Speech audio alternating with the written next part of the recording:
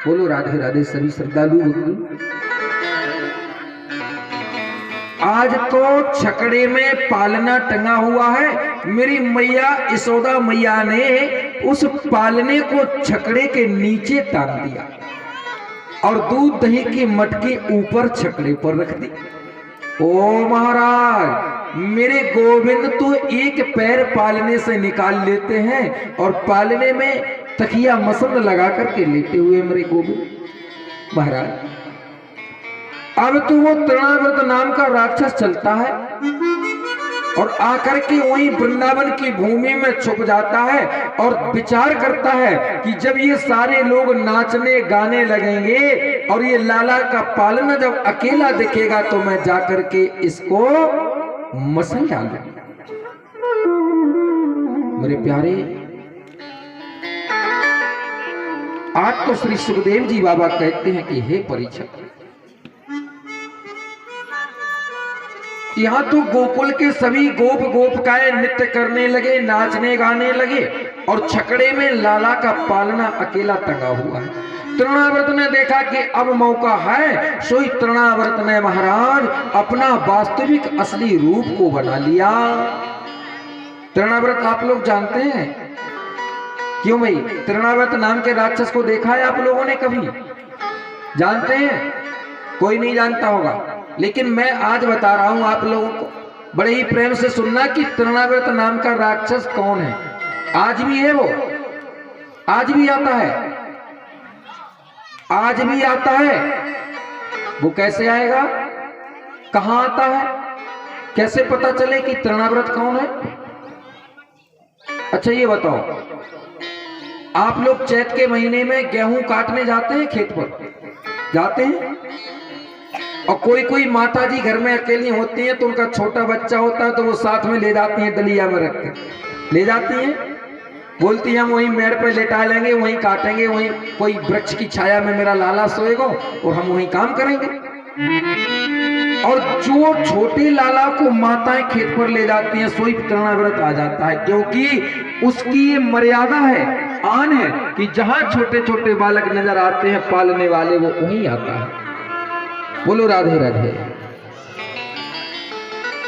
अब विचार से सुनना, चैत में आप डलिया लेके लाला को लेटा के खेत पर जाती है, एक हवा आती है, अगर देखा हो आपने, वो घूमती हुई पनी गेहूं चना सब समेट ले जाती है, उड़ाती ले जाती है, घूमती हुई हवा। क्या बोलते हैं आप लोग आपके यहाँ? लंगूटो, लांगूटो, लांगूटो बोलते हैं क्या? बरबूटो, अंधूरो,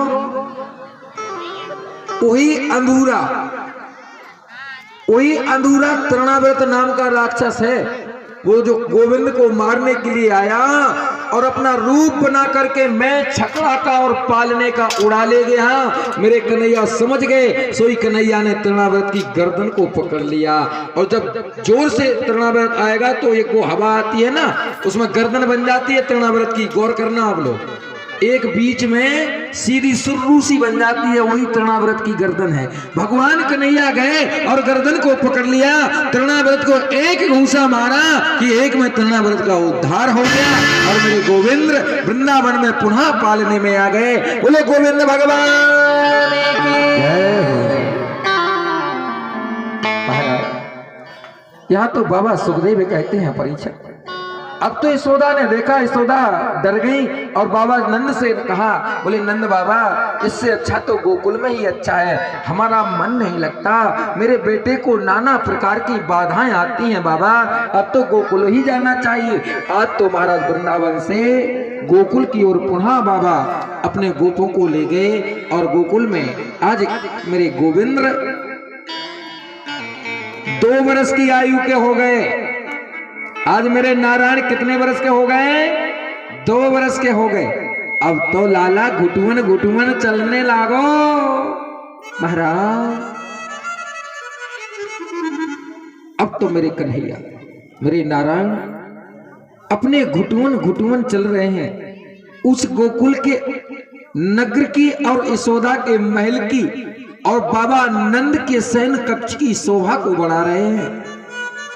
आज तो मेरे कन्हैया घुटुअन घुटुअन चलते हैं और यशोदा मैया जहां मठा को भा रही हैं, गए और मैया की साड़ी को पकड़ लिया, मैया की कमर को पकड़ लिया और बोले मैया मैया मैया मैं तो माखन को लौंदा खाऊंगा मैया, मैया मोए थोड़ा सा माखन को लौंदा दे दे मैया।